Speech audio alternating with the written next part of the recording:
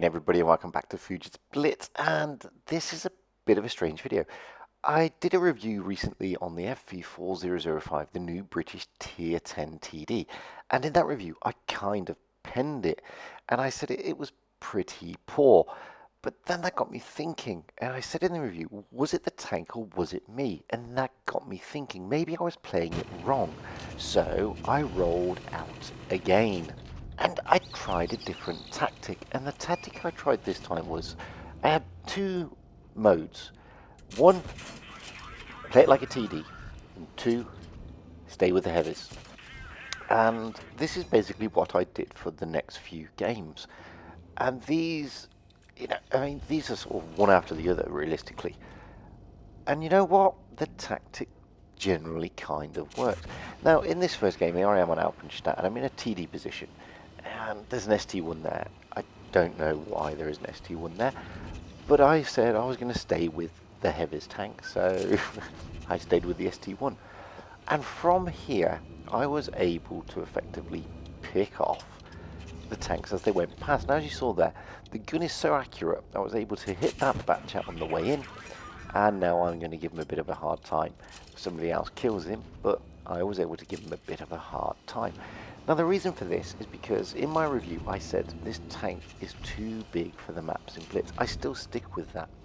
I still believe this tank is far too tall and the maps are far too small.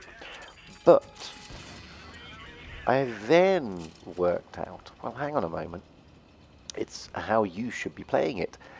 Now, you can camp in it, but I really wouldn't. Now, yeah, okay, I'm sort of camping here, but as you can see, I'm rolling away to get the reload. And as soon as I got the reload, I'm rolling back, and I'm going to take out the Object 140. And this is the thing about this tank. Now, when I first got it, I thought, oh, it's a TD, play it like a TD, camp in it, and you get wasted. Then I thought, wow, it's really big, and I've got nowhere to hide it, what do I need to do? And I really struggled to work out, because I'm a new player, let's be honest with you, and I really struggled to work out realistically what this role is meant to be in this tank. Is it a TD? Is it not a TD? Do you play it like a TD, or do you play it like a medium or a light? And then I realized, well, actually no, you play it purely as a second line support. Now, as I said in my initial review, the success of this tank realistically is team dependent, and I still believe that. If you don't have a good team around you, then you're not going to last long in this thing. And I still believe in that. I still believe that this requires a strong team, and it's tier 10, so at tier 10, realistically, guys, you should be pairing up with some guys who really know what they're doing and should be strong. That allows you to stay with the heavies, just behind them, meaning you can keep your cover whilst you're reloading, and you can use that gun to the maximum effect. Now, let's not beat around the bush here. It is a fantastic gun. It has really good pen. It has, although from there on the AP, you can see it's not got good pen. But switch to the APCR, then you can pen the E100. Now, I make a mistake here, because I thought our E100 was going to push this E100. Clearly, I was wrong. Now I'm out of ammo, and I'm utterly and royally screwed. Because I was thinking on the minimap, everybody was converging on the E100, he was the last tank, and I was wrong. Simple as that. However, there's the ST. He decided to move from his perch. Bless him. But the theory on how to drive this tank remains valid. I mean, I did 3,810 there. I only get a second class. I take 2 kills, and we did okay. So I thought, well, I'll try it again. Here we are on Mine Runes, and as you can see, I'm going to stick with these 2 heavies. And that was my plan all the way. I was going to stay with the heavy tanks, basically support them, and get into a position whereby I can effectively reload without taking any hits. Now, I also said in the reviews that some of the team makeup hasn't been great recently, because obviously, you know, when you get a new update with shiny new tanks, every man and his dog jumps on, and there are people who tend to play not very regularly or suddenly back on the servers. However, the team I'm facing at this time actually has some really good players in it. So it was a better testament of the tank. In fact, the teams in this game were evenly balanced. Now, as you can see, I've taken a position here whereby I can make sure that the opposition team can't get shots into me. And they can't from that position at this moment in time. They will push in a minute, but look, the Object 140 hasn't got the hope and hour chance of wasting me. He gets a shot in, but then he backs away because he doesn't know how many shots I've still got in my magazine. Then comes the Object 704. He has not got a great gun for that position. I am sitting above it, so I'm able to pop a shot into him. I've already done just shy of 1500 damage here, and I've only taken 3 shots. So I've emptied the clip, okay, not all into one tank. Now I'm able to back away, aim on the E75, and E's gone. E75 is out there. That gave obviously an opportunity for the Object to shoot into me, but now he's making a move, so I plonk one into him. Now I've done just shy of 2,500 damage. And as you can see, I haven't ventured very far from this position. My heavies have now left me. One of them is dead, and the others have vanished. I'm going to pop the 704 again. Now I've done just over 2,000 damage. He smacks me. Now I'm in trouble. But the red team is disintegrating a lot quicker than our team. Now, the Object 704 is just absolutely focused on me. There is no other tank that he's focused on other than me. There is nothing I can do about that. I have to stay here. If I pop up, he's going to kill me. I know I'm going to die. I'm expecting my team to waste him. They finally do. Okay, I didn't do a lot of damage, but I held the line and I did exactly what this tank, I think, is designed to do. And again, I get another second class, 2,921 damage, and I make some decent credits. And this is the thing. I think this tank needs to be sat with the heavies. It doesn't need to camp at the back, because it's not a tank that is going to win games stood on its own as last man standing. You've really got to be in there with those heavy tanks. Now, it's got a fantastic gun. Okay, it's got a long reload between the clips, but look how fantastic the gun can be. I mean, you're dishing out, if everything pens on your straightforward AP, around 1,400, 1,300, well, just shy of 1,400 damage in real terms. Now, this is therefore not a tank that needs to be sat all alone at the back waiting for people to spot it, because it's slow. Okay, it's quicker than a Death Star, but it is slow. It has 0 armour, and I mean 0 armour. You know, if you bounce this thing, and as you see, look, I'm pushing with the heavies. I know there's only 2 tanks here at the moment. I'm going to push with them. I'm then going to plough into the IS-4, and it gives my heavies the opportunity to then waste the IS-4. Now going to push the AMX. All my heavies are with me. In fact, I've got more than just heavies with me. I've got the meds as well. We can take out the AMX. Okay, it was only a low roll, but that's 2 tanks cleared. And all I've done is pushed with the heavies. Now I'm still on full health. I'm going to sit behind this rock and wait for my massive reload of the magazine for my autoloader. The other oh, there's a grilly. I'm loaded, but well, I haven't loaded actually, but somebody else wasted. But that wasn't a problem, because if they would have missed, I would have wasted it. Now my heavies are up there, so I'm going to go back and I'm going to help them. And this is how I think this tank should be played. I think this tank cannot venture too far away from the heavies, because you need to utilize the heavy tank's hit pool for yourself, because you don't have it. So look, nobody's focused on me yet. I am allowed, oh, the Leo came in and smacked me, but I am allowed to basically blast these tanks. Now I've got to retreat because I've got that long reload, but I've got heavy tanks around me. They've got more hit points than me, although the WZ obviously hasn't got more hit points than me, but the 215B has. And this is why I think you should play this tank this way. Now I can pop in, put massive roll into the E50M.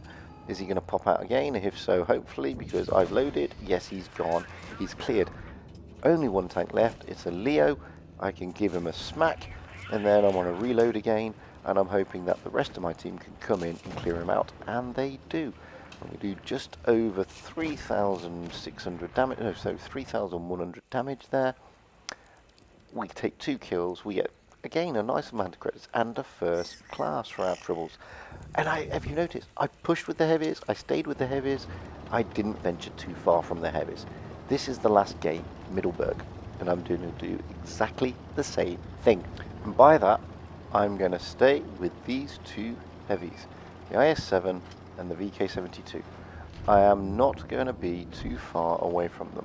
Although a target is popped up there, does opportunity favour me? No, it does not. So, back to what I was doing. There's the VK-72. He has got a lot better armour than me. There's no point me even trying to side scrape. There's the IS-7.